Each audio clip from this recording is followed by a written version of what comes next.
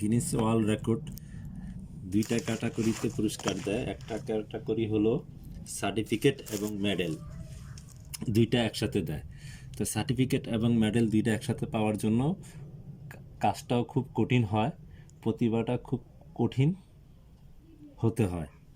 কঠিন না হলে এই পুরস্কারটা পাওয়া খুবই টাফ এবং ওয়ার্ল্ড চ্যালেঞ্জ করতে হয়।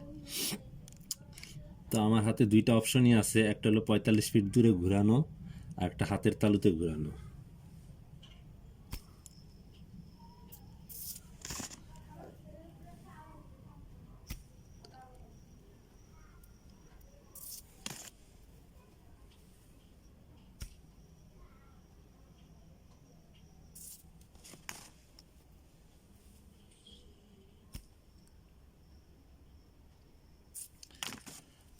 আর আনক্লাসিক যেটা, ওটাতে শুধু সার্টিফিকেট দেয়।